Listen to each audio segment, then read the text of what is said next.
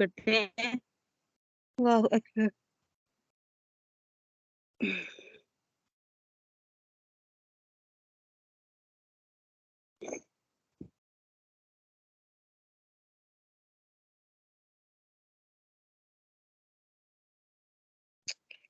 سورۃ النحل آیت نمبر 101. اعوذ باللہ من الشیطان الرجیم. بسم اللہ الرحمن الرحیم. وَإِذَا بَدَّلْنَا آيَةً مَكَانَ آيَةٍ وَاللَّهُ أَعْلَمُ بِمَا يُنَزِّلُ قَالُوا إِنَّمَا أَنْتَ مُفْتَرٍ بَلْ أَكْثَرُهُمْ لَا يَعْلَمُونَ. اور جب ہم ایک آیت کو دوسری آیت سے بدلتے ہیں اور اللہ ہی بہتر جانتا ہے کہ وہ کیا نازل کرے، تو یہ کافر کہتے ہیں کہ تم تو اللہ پر جھوٹ باندھنے والے ہو، حالانکہ ان میں سے اکثر لوگ حقیقت کا علم نہیں رکھتے. اب پیچھے جو شیطان سے جو ربط آیت کیا بنے گی کہ تلاوت قرآن کے وقت کیا فرمایا گیا تھا کہ اعوذ باللہ پڑھنے کی ہدایت کی تھی. اس میں کس طرف اشارہ ہے کہ شیطان تلاوت کے وقت انسان کے دل میں کیا کرتا ہے؟ وسوسے پیدا کرتا ہے. انسان کے دل میں وسوسے ڈالتا ہے، اور اس آیت میں جو وساوس شیطانی ہے اس کا جواب دیا گیا ہے کہ دیکھیں انسان کے دل میں کہ کس طریقے کے وساوس شیطان پیدا کرتا ہے، اور قرآن کی آیات کے بارے میں ہی وہ سوال پیدا کرنے لگ جاتا ہے. اب کیا سوال ہے کہ ہم کسی آیت کو بجائے دوسری آیت کے بدلتے ہیں. مطلب کیا کہ آیت کو مطلقاً لفظاً یا پھر جو معنن ہے اس کو منسوخ کر دیتے ہیں. لفظاً کیا یہ وہ لفظ ہی ہٹا دیا جاتا ہے، یا معنن یعنی اس کا جو معنی ہے، معنن جو اس میں شامل ہو رہا ہے اور جس کا مفہوم ہے اس کو، یا پھر اس کی جو سے معنی اخذ کیا جا رہا ہے اس کو ہی اللہ تعالیٰ بھلا دیتے ہیں یا پھر اس کو بدل دیتے ہیں. ٹھیک ہے، تو کس وجہ سے ہوتا ہے یہ اللہ تعالیٰ ہی خوب جانتے ہیں اس کی مصلحت کو، اور اس کو دوسرا حکم دیتے ہیں. حالانکہ جو پہلا حکم تھا، جو پہلی مرتبہ حکم دیا گیا، اسے دوسری دفعہ حکم دیا جاتا ہے، تو وہ کس وجہ سے ہے کہ مصلحت کی، اور اللہ ہی اس کو بہتر جانتے ہیں. کن حالات میں کس حکم کو باقی رکھنا ہے اس لحاظ سے آیت نمبر بتا دیں. آیت نمبر 101 ہے. ٹھیک ہے، سورۃ النحل. ٹھیک ہے، سورۃ النحل آیت نمبر 101 کہ جب ہم ایک آیت کو دوسری آیت سے بدلتے ہیں، اللہ ہی بہتر جانتا ہے کہ وہ کیا نازل کے حساب سے وہ والا حکم نازل ہوتا رہا، اور اگر وہ والا حکم نہیں تھا تو اس حکم کو منسوخ کر. تو یہ لوگ معاذ اللہ کیا کہتے ہیں کہ اللہ تعالیٰ پر افترا کرنے والے ہیں، کہ اللہ تعالیٰ اپنے کلام کو جو وہ منسوخ کرتے ہیں، یعنی اللہ کو علم ہی نہیں تھا، اللہ کو معلوم ہی نہیں تھا کہ یہ ہونے والا ہے. اس وجہ سے اللہ نے اس حالات کے حساب سے نعوذ باللہ من ذالک حکم بدل دیا. لیکن یہ لوگ اس بات پر غور نہیں کرتے کہ جب سب حالات کا علم ہونے کے باوجود اللہ تعالیٰ اس چیز کو پہلی حالت پر باقی رکھتے ہیں، جب دوسری حالت پیش آنی ہے اس کا بھی اللہ تعالیٰ ہی بہتر علم رکھنے والے ہیں. یعنی جو کسی کام کی ابتدا کو جانتے ہیں، تو وہ جب اس حکم کو بدل رہے ہیں تو اس کی انتہا کو بھی اللہ ہی کی ذات جاننے والی ہے نا. اللہ فرما رہے ہیں تو یہ اس پر غور کیوں نہیں کرتے. اور اللہ تعالیٰ کس وجہ سے بدلتے ہیں، اللہ تعالیٰ ہی کو بہتر کہ اس حالات کے لحاظ سے اب کون سا حکم لگنا ہے، کیا حالت پیش آنی ہے، اس وجہ سے وہ حکم بدل دیا گیا. یہ ایسے ہی جیسے کوئی ڈاکٹر ہے وہ اپنے جو مریض کی دوائی کو وہ بدل دیتا ہے.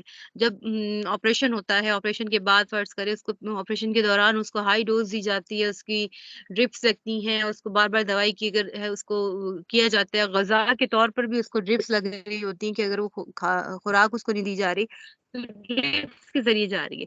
جب اس کا کچھ تھوڑا سا افاقہ ہوتا ہے تو اس کی پھر جو دوائی کو ذرا کم کر دیا جاتا ہے، اور جب اس کو گھر بھیجا جاتا ہے کہ وہ ٹھیک ہو رہا ہے اس کے اسٹیچز کھولنے کے لیے یا کچھ بھی، تو اس کو اور مزید دوسری دوائی دی جاتی ہے. اب ڈاکٹر کو پتا ہے کہ اس کو کس لحاظ سے کب کس دوائی کی ضرورت ہے. اسی طریقے سے انسان کا بھی یہ حکم انسان کے لیے ٹھیک ہے اور کب اس کو نسخ کرنا ہے یہ اللہ تعالیٰ ہی خوب جانتے ہیں۔ جیسے میں نے اب شراب کے بارے میں حکم آپ کو بتایا کہ وہ آہستہ آہستہ اس کو جو ہے وہ ختم کیا گیا تاکہ مسلمانوں کے دلوں میں اس کی جو قباحت بیٹھ جائے۔ ایک دم جو بندہ کسی چیز سے اتنا زیادہ اٹیچ ہو اور اس کو وہ جس کی کہتے ہیں نا لت جو لگ جاتی ہے وہ چھوٹنا بہت مشکل ہوتی ہے، اور نشے کی تو لت ہی بہت بری ہوتی ہے۔ اب صحابہ کرام زمانے جاہلیت میں شراب کے عادی تھے، پیتے تھے، اور آہستہ آہستہ اللہ تعالیٰ نے ان کے دلوں میں اس کی جو کیا کہتے ہیں قباحت کو اللہ تعالیٰ نے بیان فرمایا کہ تم جب نماز پڑھتے ہو تب شراب کے قریب نہ جاؤ۔ پھر حکم کیا آیا کہ اس میں برائیاں زیادہ ہیں، اور اس میں کچھ اچھائیاں بھی ہیں اور کچھ برائیاں بھی ہیں۔ پھر کیا فرمایا کہ اس کو یہ تو رجس سے ہے، یہ ناپاکی ہے، اور اس کو مکمل طور پر چھوڑ دو۔ اور کچھ واقعات کی وجہ سے بھی کچھ ایسے حالات واقعات پیش آئے جو آہستہ آہستہ تدریجاً اس حکم کو اللہ تعالیٰ نے ختم ہی کر دیا۔ اس لیے پھر اس کے جواب میں اللہ تعالیٰ نے کیا فرمایا کہ رسول اللہ صلی اللہ علیہ وسلم مفترا نہیں ہے، یعنی اپنی طرف سے گھڑنے والے نہیں ہیں، بلکہ انہی میں اکثر لوگ جاہل ہیں کہ احکام کے جو نسخ کو ہے وہ کسی بھی دلیل کے بغیر وہ کیا کہتے ہیں کہ یہ کلام الہی ہی نہیں ہے، کیونکہ وہ بدل دیا گیا۔ تو اللہ تعالیٰ کیا فرماتے ہیں کہ آپ ان کو کیا فرمائیے، قل نزله روح القدس من ربك بالحق ليثبت الذين آمنوا وهدى وبشرى للمسلمين۔ کہہ دو کہ یہ قرآن کریم تو روح القدس یعنی جبرائیل علیہ السلام تمہارے رب کی طرف سے ٹھیک ٹھیک لے کر آئے ہیں تاکہ وہ ایمان والوں کو ثابت قدم رکھے اور مسلمانوں کے لیے ہدایت اور خوشخبری کا سامان ہو۔ اللہ کیا فرما رہے ہیں کہ اے نبی آپ یہ فرما دیں کہ یہ کلام میرا بنایا ہوا نہیں ہے، بلکہ اس کو اللہ تعالیٰ نے روح القدس یعنی جبرائیل علیہ السلام یعنی آپ کے رب کی طرف سے حکمت کے موافق وہ لے کر آئے ہیں، اس لیے کہ یہ اللہ کا کلام ہے اور اس میں احکام کی تبدیلی اللہ تعالیٰ کے ہی مقتضا سے ہوگی، اللہ ہی کی مرضی سے ہوگی۔ اور اللہ فرماتے ہیں مسلمانوں کے لیے ہدایت اور خوشخبری ہے کہ جو اس پر ثابت قدم رہیں اور اس کو مانیں۔ وَلَقَدْ نَعْلَمُ أَنَّهُمْ يَقُولُونَ إِنَّمَا يُعَلِّمُهُ بَشَرٌ لِسَانُ الَّذِي يُلْحِدُونَ إِلَيْهِ أَعْجَمِيٌّ وَهَذَا لِسَانٌ عَرَبِيٌّ مُبِينٌ۔ اور اے پیغمبر ہمیں معلوم ہے کہ یہ لوگ تمہارے بارے میں یہ کہتے ہیں کہ ان کو تو ایک انسان سکھاتا پڑھاتا ہے، حالانکہ جس شخص کا یہ حوالہ دے رہے ہیں اس کی زبان عجمی ہے اور یہ قرآن کی زبان صاف عربی زبان ہے۔ مکہ مکرمہ میں ایک لوہار تھا جو نبی کریم صلی اللہ علیہ وسلم کی باتیں دل لگا کر غور سے سنتا تھا، تو اس لیے آپ صلی اللہ علیہ وسلم کبھی کبھی اس کے پاس تشریف لے جایا کرتے تھے، اور وہ کبھی کبھی آپ صلی اللہ علیہ وسلم کو انجیل کی کوئی بات سنا دیتا تھا۔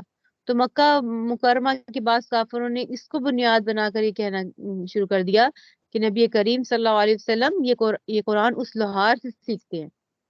تو یہ آیت اس اعتراض کی جو لغویت ہے اس کو بیان کر رہی کہ انہوں نے یہ کلام جو ہے وہ لغو کیا ہے۔ وہ جو بیچارہ لوہار ہے وہ عرب نہیں تھا، وہ عجمی تھا، اور اب وہ عربی زبان کے فصیح و بلیغ کلام کو بھی نہیں وہ کیسے جان سکتا ہے، وہ اس کو نہیں جان سکتا۔ اللہ کیا فرما رہے ہیں پیغمبر ہمیں معلوم ہے کہ یہ لوگ تمہارے بارے میں یہ کہتے ہیں کہ اس کو تو ایک انسان سکھاتا پڑھاتا ہے، حالانکہ جس شخص کا یہ حوالہ دے رہے ہیں اس کی زبان عجمی ہے۔ تو یہ مکہ مکرمہ میں ایک لوہار کی طرف اشارہ ہے کہ وہ عجمی تھا۔ ان الذين لا يؤمنون بآيات الله لا يهديهم الله ولهم عذاب أليم۔ جو لوگ اللہ کی آیتوں پر ایمان نہیں رکھتے ان کو اللہ ہدایت پر نہیں لاتا اور ان کے لیے دردناک عذاب ہے۔ انما يفتري الكذب الذين لا يؤمنون بآيات الله وأولئك هم الكاذبون۔ اللہ پر جھوٹ تو پیغمبر نہیں وہ لوگ باندھتے ہیں جو اللہ کی آیات پر ایمان نہیں رکھتے اور وہی حقیقت میں جھوٹے ہیں۔ من کفر باللہ من بعد ایمانہ الا من اکرہ وقلبہ مطمئن بالایمان ولكن من شرح بالکفر صدرا فعلیہم غضب من اللہ ولہم عذاب عظیم۔ جو شخص اللہ پر ایمان لانے کے بعد اس کے ساتھ کفر کا ارتکاب کرے وہ نہیں جسے زبردستی کا کفر کا کلمہ کہنے پر مجبور کر دیا گیا ہو جبکہ اس کا دل ایمان پر مطمئن ہو، بلکہ وہ شخص جس نے اپنا سینہ کفر کے لیے کھول دیا ہو تو ایسے لوگوں پر اللہ کی طرف سے غضب نازل ہوگا اور ان کے لیے زبردست عذاب تیار ہے۔ یعنی کیا مطلب کہ جس شخص کو اگر جان کا خوف ہو، اگر وہ زبان سے کفر کا کلمہ نہیں کہے گا تو جان چلی جائے گی، تو ایسے شخص کو کیا کہا جائے گا شریعت میں کہ وہ معذور ہے، لیکن شرط کیا ہے کہ اس کے دل میں ایمان ہونا ضروری ہے، ٹھیک ہے، تو اس پہ اس کی پکڑ نہیں ہوگی۔ لیکن جس پر غضب کس پر نازل ہوگا؟ جو اپنے اختیار کی وجہ سے کفر کی باتیں کرے اور کفر کو اپنائے۔ ذلك بأنهم استحبوا الحياة الدنيا على الآخرة وأن الله لا يهدي القوم الكافرين، یہ اس لیے کہ ایسے لوگوں نے دنیا کی زندگی کو آخرت کے مقابلے میں زیادہ محبوب سمجھا، اور اس لیے کہ اللہ ایسے ناشکرے لوگوں کو ہدایت تک نہیں پہنچایا کرتا۔ أولئك الذين طبع الله على قلوبهم وسمعهم وأبصارهم وأولئك هم الغافلون، یہ ایسے لوگ ہیں کہ اللہ نے ان کے دلوں پر، ان کے کانوں پر اور ان کی آنکھوں پر مہر لگا دی ہے، اور یہی لوگ ہیں جو اپنے انجام سے بالکل غافل ہیں۔ لا جرم انہم فی الآخرة هم الخاسرون، لازمی بات یہ ہے کہ یہی لوگ ہیں جو آخرت میں ثم ان ربک للذین هاجروا من بعد ما فتنوا ثم جاهدوا وصبروا ان ربک من بعدها لغفور رحیم۔ پھر یقین جانو تمہارے پروردگار کا معاملہ یہ ہے کہ جن لوگوں نے فتنے میں مبتلا ہونے کے بعد ہجرت کی، پھر جہاد کیا اور صبر سے کام لیا، تو ان باتوں کے بعد تمہارا پروردگار یقیناً بہت بخشنے والا، بڑا مہربان ہے۔ اب اس آیت میں فتنے میں مبتلا ہونے والے صحابہ کا ذکر کیا جا رہا ہے کہ فتنے میں مبتلا ہونے کی تو ان صحابہ کا اشارہ ہے کہ مکہ مکرمہ میں کافروں کے ظلم و ستم کا نشانہ بنے، ٹھیک ہے۔ اور اس میں جو پہلے جو ذکر کیا گیا کافروں کے جو برے انجام کا ذکر تھا، اس آیت میں اللہ تعالیٰ نے نیک جو مسلمان ہیں ان کا اجر بھی بیان فرما دیا۔ یہ ایک تفسیر ہوئی۔ بعض مفسرین کہتے ہیں کہ یہاں فتنے میں مبتلا ہونے کا مطلب یہ ہے کہ وہ پہلے کفر میں مبتلا تھے، پھر بعد میں توبہ کی اور پھر توبہ کر کے وہ مسلمان ہو گئے۔ اس سے مراد کیا ہوگا اس صورت میں؟ پھر کیا مطلب بنے گا کہ پہلے سے جن مرتد لوگوں کا ذکر آ رہا ہے انہی کے بارے میں بھی یہ فرمایا ہے کہ اب بھی اگر وہ توبہ کر کے ہجرت کریں اور جہاد کریں تو اللہ تعالیٰ ان کے پچھلے گناہ معاف کر دیں گے۔ کچھ ایمان لے کر آئے لیکن پھر مرتد ہو گئے تو ان کے بارے میں بھی ہے کہ وہ توبہ کریں گے، کر کے ہجرت کریں اور جہاد کریں تو اللہ تعالیٰ ان کے پچھلے گناہوں کو معاف فرما دیں گے۔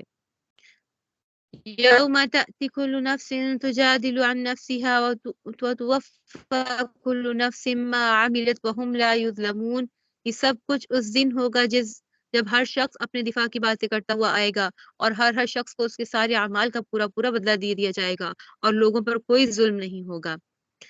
وضرب الله مثلا قرية كانت آمنة مطمئنة يأتيها رزقها رغدا من كل مكان فكفرت بأنعم الله فأذاقها الله لباس الجوع والخوف بما كانوا يصنعون۔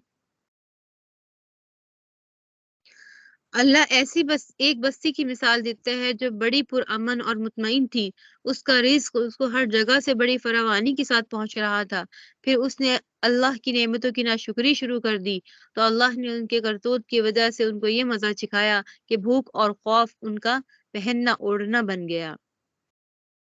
بعض مفسرین فرماتے ہیں کہ اس سے مراد مکہ مکرمہ کی بستی ہے جس میں سب لوگ خوشحالی اور امن سے رہ رہے تھے، لیکن جب انہوں نے نبی کریم صلی اللہ علیہ وسلم کو جھٹلایا تو ان پر پھر سخت قسم کا قحط مسلط کر دیا گیا تھا، جس کے نتیجے میں لوگ چمڑا تک کھانے پر مجبور ہو گئے تھے۔ جب بعد میں انہوں نے پھر درخواست کی پیارے نبی صلی اللہ علیہ وسلم سے تو آپ کی دعا سے کہ قحط دور کرنے کی دعا فرمائے، تو آپ صلی اللہ علیہ وسلم دعا فرمائی تو یہ قحط دور ہو گیا۔ اسی واقعے کا ذکر سورہ دخان میں بھی موجود ہے۔ وَلَقَدْ جَاءَهُمْ رَسُولٌ مِّنْهُمْ فَكَذَّبُوهُ فَأَخَذَهُمُ الْعَذَابُ وَهُمْ ظَالِمُونَ، اور ان کے پاس انہی میں سے ایک پیغمبر آیا تھا مگر انہوں نے اس کو جھٹلایا، چنانچہ جب انہوں نے ظلم اپنا لیا تو ان کو عذاب نے آ پکڑا۔ فَكُلُوا مِمَّا رَزَقَكُمُ اللَّهُ حَلَالًا طَيِّبًا وَاشْكُرُوا نِعْمَةَ اللَّهِ إِن كُنتُمْ إِيَّاهُ تَعْبُدُونَ، لہٰذا اللہ نے جو حلال پاکیزہ چیزیں تمہیں رزق کے طور پر دی ہیں انہیں کھاؤ اور اللہ کی نعمتوں کا شکر ادا کرو اگر تم واقعی اسی کی عبادت کرتے ہو۔ تو اب یہاں پہ ناشکری کی مذمت کی گئی ہے اور اس میں دیکھا جائے کہ جو ایاہ تعبدون یعنی ان کفار مکہ کو اور عرب کے جو مشرکین تھے انہوں نے کیا صورت اختیار کی تھی کہ اللہ تعالیٰ کی بہت سی نعمتوں کو من گھڑت طریقے سے وہ حرام قرار دے دیتے تھے. کئی ایسی نعمتیں تھیں جو ان کو وہ اپنے لیے حرام کرتے تھے اور اپنے بتوں کے لیے ان کو حلال کر لیتے تھے. تو اس ناشکری کی صورت کو منع کیا گیا ہے. إنما حرم عليكم الميتة والدم ولحم الخنزير وما أهل لغير الله به ومن اضطر غير باغ ولا عاد فإن الله غفور رحيم. اس نے تو تمہارے لیے بس مردار خون خنزیر کا گوشت اور وہ جانور حرام کیا ہے جس پر اللہ کے سوا کسی اور کا نام پکارا گیا ہو. البتہ جو شخص بھوک سے بالکل بےتاب ہو لذت حاصل کرنے کے لیے نہ کھائے اور ضرورت کی حد سے آگے نہ بڑھے اللہ بہت بخشنے والا بڑا مہربان ہے. اب اس آیت میں فرمایا جا رہا ہے کہ لذت حاصل کرنا اس کا مقصد نہ ہو. ٹھیک ہے، مطلب کیا؟ اپنے آپ کو جو حرام چیزیں چلانے کی مطلب لذت کی زندگی بچانے کے لیے حرام کی طرف بھی جاننا پڑے تو بقدر ضرورت جس سے زندہ رہنے کی ضرورت پوری ہو جائے. انما کا اشارہ ہے، انما سے حرام چیزیں بتا دی گئی کہ صرف یہ 4 چیزیں ہی ہیں جو اس آیت میں مذکور ہیں. ٹھیک ہے، اسی طور پر صریح طور پر فرمایا آیت قل لا اجد فیما اوحی الی محرما. یہاں سے بھی یہ معلوم ہوتا ہے کہ ان چیزوں کے سوا کوئی چیز حرام نہیں ہے. تو اب قرآن اور سنت نے جو تصریحات بیان کر دی اور اس کے مطابق جب اجماع امت ہو گیا تو اجماع امت سے بھی پھر وہ چیزیں حرام ہوگی جس پہ امت کا اجماع ہو جائے. امت کا اجماع مطلب مجتہدین کا اجماع ہو جائے اس پر. ٹھیک ہے، تو مشرکین جو جاہلیت کے مشرکین تھے انہوں نے بہت سی ایسی چیزیں حرام کر لیا تھا جس کو اللہ تعالیٰ نے حرام نہیں کیا تھا. اللہ فرماتے ہیں اللہ کے نزدیک تو صرف یہی حرام کردہ چیزیں ہیں اور تم نے جو اپنے پہ حرام کر دی ہیں وہ تمہارے اپنے نفسانی خواہشات اور اپنے بتوں کو خوش کرنے کے لیے تم لوگوں نے یہ کیا ہے تو اسے توبہ کرنی چاہیے. تو اس میں کیا فرمایا دیکھیں کہ 4 چیزیں جو یہاں پہ ذکر ہوئی یہ فقہ کے اس میں بہت تفصیل ہے. انما حرم علیکم میتۃ، مردار کا گوشت کھانا حرام ہے. والدم، اور خون یعنی خون کو بھی جو ہے وہ کھانا حرام ہے. اسی لیے جو ہے وہ جب ہم اس میں بہت احتیاط کرنی چاہیے کہ جب ہم مرغی کا گوشت لیتے ہیں اس میں کئی جگہ پہ غفلت پائی جاتی ہے. تو جب گردن کٹتی ہے تو گردن کٹتے ہوئے خون بہتا ہوا خون ہے نا، وہ جمع ہوا خون نہیں ہے، یعنی یہیں سے اس کا خون نکلتا ہے باہر. تو اس کو جب ذبح کیا جاتا ہے تو اس کی گردن میں اگر وہ کلاٹس بن جاتے ہیں اور خون جم جاتا ہے تو دھوتے ہوئے خواتین کو چاہیے کہ اس کو اچھی طریقے سے صاف کریں یا خدا نہ خواستہ کہ وہ اس میں نہ آ جائے کہ وہ دم یعنی خون اس میں. اسی لیے اپنی طرف سے خوب احتیاط کریں کہ جمع ہوا خون نہ ہو جو جم جاتا ہے. ٹھیک ہے، اور جو اندر سے نکلتا ہی وہ جتنی دیر بھی رکھیں گے بار بار وہ خون نکلے گا یا کتنی دیر دھوتے رکھیں. اس لیے ان چیزوں کا جو نالی میں ہوتا ہے جس نالی کو رت کو کاٹا جاتا ہے اس کے اندر خون جمع ہوا نہیں ہونا چاہیے. ولحم خنزیر، خنزیر کا گوشت، اس کا ہر چیز ناپاک ہے. اس کی کھال سے فائدہ اٹھانا، اس کی جو بال ہے اس سے فائدہ اٹھانا، ایک ایک چیز ناپاک ہے خنزیر کی. تو یہ اللہ تعالیٰ نے اس کو حرام فرما دیا. وما احل لغیر اللہ بھی، جس پر اللہ کے نام کے علاوہ نام پڑھا جائے تو وہ بھی ناجائز ہے. اچھا، اب آپ یہ دیکھیں آپ جاتے ہیں گوشت لینے گوشت کی دکان پر تو آپ پھر کیا کرتے ہیں؟ وہ ہر بار تو نہیں بسم اللہ پڑھ کے ذبح کرتا مرغی کا، ایسے ہی ہے نا. وہ آپ کے سامنے اللہ بسم اللہ الرحمن الرحیم کر کے جب آپ گوشت لینے جاتے تو ہر دفعہ تو نہیں کہتا نا. تو اس کا مسلمان یعنی اس کے اگر ذبح کرتے ہوئے بھی اس کو یاد ہے کہ وہ پڑھ رہا ہے، ٹھیک ہے، اور اس کو ہمیں یہ ان پہ ہے، ہمیں ظن ہے غالب مانے کہ مسلمان ہے، ٹھیک ہے، اور اس سے پڑھ لی ہوگی یا پھر سے پڑھی ہے تو اس کا وہ کیا کہتے ہیں اعتبار کیا جائے گا. ٹھیک ہے، تو اب اگر کوئی اگر ہمیں جب جیسے ہم قربانی پر ہمیں اگر نہیں پتا چلتا، کوئی عیسائی آ جاتا ہے، وہ آ کے ذبح کر رہا ہے، خدا نہ خواستہ کہیں ایسا ہو جائے اور معلوم نہ ہو، تو اس لیے احتیاطاً اس چیز کا بھی خیال رکھنا چاہیے۔ کئی جگہ پہ ایسے ہو چکا کہ وہ عیسائی آئے، انہوں نے آ کے ذبح بھی کر دیا، اور تکبیر پڑھنا تھی تو وہ بھی ایک دم کبھی ایسے ہو جاتا ہے نا، تو کچھ جیسے آئے ہیں سامنے واقعات، تو یہ چیز اس میں پھر احتیاط کی ضرورت ہے کہ غیر اہل لغیر اللہ بھی، کہ وہ پھر جائز ہی نہیں ہوگا وہ، تو اس میں بھی احتیاط کی ضرورت ہے۔ ومن اضطر غیر باغ ولا عاد، لیکن جس کو مجبور کر دیا گیا، بھوک سے بے تاب ہو گیا کہ کچھ بھی نہیں کھانے کو مل رہا اور مرنے کے قریب ہے، اگر نہیں کچھ کھائے گا تو پھر وہ اپنی لذت کو پورا نہ کرے، یہ وہی حرام گوشت ہے، وہ کھائی جا رہا ہے، اپنی لذت کو تو بہت مزے کا لگا مجھے تو، نعوذ باللہ من ذالک، تو بس ضرورت کی حد سے آگے نہ بڑھے کہ جس سے اس کی جان بچ جائے۔ ولا تقولوا لما تصف ألسنتكم الكذب هذا حلال وهذا حرام لتفتروا على الله الكذب إن الذين يفترون على الله الكذب لا يفلحون۔ اور جن چیزوں کے بارے میں تمہاری زبانیں جھوٹی باتیں بتاتی ہیں، ان کے بارے میں یہ مت کہا کرو کہ یہ چیز حلال ہے اور یہ حرام ہے، کیونکہ اس کا مطلب یہ ہوگا کہ تم اللہ پر جھوٹا بہتان باندھو گے۔ یقین جانو کہ جو لوگ اللہ پر جھوٹا بہتان باندھتے ہیں وہ فلاح نہیں پاتے۔ متاع قلیل ولہم عذاب علیم، دنیا میں انہیں جو عیش حاصل ہے وہ بہت تھوڑا سا ہے اور ان کے لیے دردناک عذاب ہے، عذاب تیار ہے۔ وعلی الذین ہادوا حرمنا ما قصصنا علیک من قبل وما ظلمناهم ولکن كانوا انفسهم یظلمون، اور یہودیوں کے لیے ہم نے وہ چیزیں حرام کی تھی جن کا تذکرہ ہم تم سے پہلے ہی کر چکے ہیں، اور ہم نے ان پر کوئی ظلم نہیں کیا بلکہ وہ خود اپنی جانوں پر ظلم ڈھاتے رہے۔ اس سے بتلانا کیا مقصد ہے اس کا، کہ کفار مکہ اپنے آپ کو حضرت ابراہیم علیہ السلام کے دین کا پیرو کہتے تھے، حالانکہ جن حلال چیزوں کو ان مشرکین نے حرام کر رکھا تھا تو حضرت ابراہیم علیہ السلام کے وقت میں وہ حلال ہی چلی آ رہی تھی،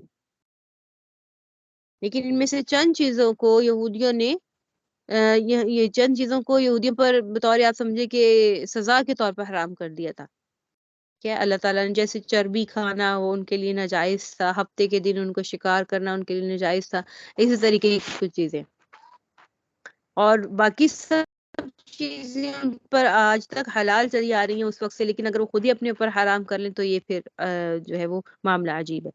ثم ان ربك للذين عملوا السوء بجهالة ثم تابوا من بعد ذلك واصلحوا ان ربك من بعدها لغفور رحيم، پھر بھی تمہارا رب ایسا ہے کہ جن لوگوں نے نادانی میں برائی کا ارتکاب کر لیا اور اس کے بعد توبہ کر لی اور اپنی اصلاح کر لی، تو ان سب باتوں کے بعد بھی تمہارا پروردگار بہت بخشنے والا، بڑا مہربان ہے۔ ان ابراہیم کان امۃ قانتا للہ حنیفا ولم یک من المشرکین، بے شک ابراہیم ایسے پیشوا تھے جنہوں نے ہر طرف سے یکسو ہو کر اللہ کی فرما برداری اختیار کر لی، اور وہ ان لوگوں میں سے نہیں تھے جو اللہ کے ساتھ کی شاکرا لانعمہ اجتباہ وہداہ الی صراط مستقیم، وہ اللہ کی نعمتوں کے شکر گزار تھے، اس نے انہیں چن لیا تھا اور ان کو سیدھے راستے تک پہنچا دیا تھا۔ اجتباہ، دیکھیے اللہ نے ان کو چن لیا تھا نا، کتنی بڑی سعادت کی بات ہے کہ اللہ اپنے بندوں میں سے چن لے، اور وہ تو نبی تھے، اور ہمیں بھی ایسے کوشش کرنی چاہیے کہ ہم اپنے نبیوں کے راستے پر چلیں اور صحابہ کے راستے پر چلیں، تو ایسی صفات ہونی چاہیے نا کہ اللہ تعالیٰ ہمیں بھی چن لے اپنے بندوں میں سے، یہ دعا کرنی چاہیے۔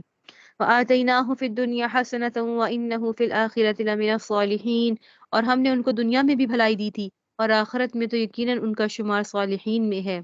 ثم اوحینا الیک ان اتبع ملت ابراہیم حنیفا وما کان من المشرکین، پھر اے پیغمبر ہم نے تم پر بھی وحی کے ذریعے حکم نازل کیا ہے کہ تم ابراہیم کے دین کی پیروی کرو جس نے اپنا رخ اللہ ہی کی طرف کیا ہوا تھا، اور وہ ان لوگوں میں سے نہیں تھے جو اللہ کے ساتھ شرک کرتے ہوئے۔ انما جعل السبت على الذين اختلفوا فيه وان ربك لا يحكم بينهم يوم القيامة فيما كانوا فيه يختلفون، سینچر کے دن یعنی ہفتے کے دن کے احکام ان لوگوں پر لازم کیے گئے تھے جنہوں نے ان کے بارے میں اختلاف کیا تھا، اور یقین رکھو کہ تمہارا رب قیامت کے دن ان کے درمیان ان تمام باتوں کا فیصلہ کر دے گا جن میں یہ لوگ اختلاف کیا کرتے تھے۔ اس میں دیکھیں یہودیوں کے لیے بعض وہ چیزیں ممنوع کر دی گئی تھی جو حضرت ابراہیم علیہ السلام کی شریعت میں جائز تھی، اور یہودیوں کے لیے ہفتے کے دن معاشی سرگرمیاں کرنا ممنوع تھا، یعنی وہ کوئی بھی خرید و فروخت وغیرہ نہیں کریں گے، اور انہوں نے اس پہ اختلاف کیا، اور کچھ لوگوں نے صرف اس کی پابندی پر عمل کیا اور کچھ نے اس پہ نہیں کیا۔ اور یہ بھی ایک استثنائی حکم تھا، استثنائی کیا کہ یہ صرف یہودیوں کے لیے تھا، حضرت ابراہیم علیہ السلام کی شریعت میں نہیں تھا یہ۔ تو اسی لیے فرما دیا کہ کسی کو بھی حق نہیں ہے کہ وہ اپنی طرف سے حلال چیزوں کو حرام قرار کر دے۔ ادعو الى سبیل ربک بالحکمت والموعظة الحسنة وجادلهم بالتي هي احسن ان ربک هو اعلم بمن ضل عن سبیلہ وهو اعلم بالمهتدین۔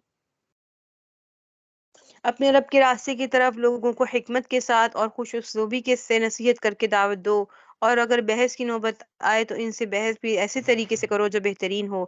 یقیناً تمہارا پروردگار ان لوگوں کو بھی خوب جانتا ہے جو اس کے راستے سے بھٹک گئے ہیں، اور ان سے بھی خوب واقف ہے جو راہ راست پر قائم ہیں۔ وَإِنْ عَاقَبْتُمْ فَعَاقِبُوا بِمِثْلِ مَا عُوقِبْتُمْ بِهِ وَلَئِنْ صَبَرْتُمْ لَهُوَ خَيْرٌ لِلصَّابِرِينَ۔ اور اگر تم لوگ کسی کے ظلم کا بدلہ لو تو اتنا ہی بدلہ لو جتنی زیادتی تمہارے ساتھ کی گئی ہے، اور اگر صبر ہی کر لو تو یقیناً یہ صبر کرنے والوں کے حق میں بہت بہتر ہے۔ جہاں پہ عدل کی بات ہو رہی تھی، جو میں آپ کو کہہ رہی تھی، وہ آیت جو ہے وہ بہت جامع ہے۔ اس میں عدل تو عدل یہ بھی ہے کہ جتنا کسی نے ظلم کیا ہے اس نے اسی کے بقدر اتنا ہی انصاف لیا جائے، اسے بدلہ لیا جائے، اس سے زیادہ نہ لیا جائے۔ لیکن بہتر کیا ہے کہ صبر کر لو، کیونکہ اللہ تعالیٰ نے صبر کو بہت بہتر قرار دیا ہے۔ ان اللہ مع الصابرین، اللہ صبر کرنے والوں کے ساتھ ہے۔ وَاصْبِرْ وَمَا صَبْرُكَ إِلَّا بِاللَّهِ وَلَا تَحْزَنْ عَلَيْهِمْ وَلَا تَكُ فِي ضِيقٍ۔ اور اے پیغمبر تم صبر سے کام لو، اور تمہارا صبر اللہ ہی کی توفیق سے ہے، اور ان کافروں پر صدمہ نہ کرو، اور جو مکاریاں یہ لوگ کر رہے ہیں ان کی وجہ سے دل تنگ نہ ہو۔ ان اللہ مع الذین اتقوا، یقین رکھو کہ اللہ ان لوگوں کا ساتھی ہے جو تقوی اختیار کرتے ہیں اور جو احسان پر عمل پیرا ہیں۔ اور میں نے آپ کو بتا دیا تھا کہ احسان کا لفظ جو ہے وہ بہت جامع ہے، اس کے اندر ہر نیک عام بھی داخل ہے، اور کسی کے ساتھ اچھا سلوک کرنا اور اس کو بدلے میں اس کے ساتھ اچھا سلوک کرنا، یہ بھی احسان میں آتا ہے۔ اور ایک احسان کیا ہے کہ اللہ کی عبادت اس طریقے سے کرے کہ جیسے وہ اللہ تعالیٰ کو دیکھ رہا ہے، اور اگر یہ بات نہیں آ سکتی تو یہ تصور کرے کہ اللہ مجھے دیکھ رہا ہے۔ تو دعا کرنی چاہیے، اللہم اجعلنا من المحسنین، اللہ ہمیں بھی احسان کرنے والوں میں شامل کرے۔ ٹھیک ہے، یہ ہماری صورت مکمل ہو گئی، سورۃ النحل۔ انشاءاللہ آگے اگلی صورت کا سورۃ الاسراء، ٹھیک ہے، اس کا مطالعہ انشاءاللہ تعالی ہم اگلے ہفتے سے کریں گے۔ کوئی سوال ہے تو پوچھ لیجئے۔ جی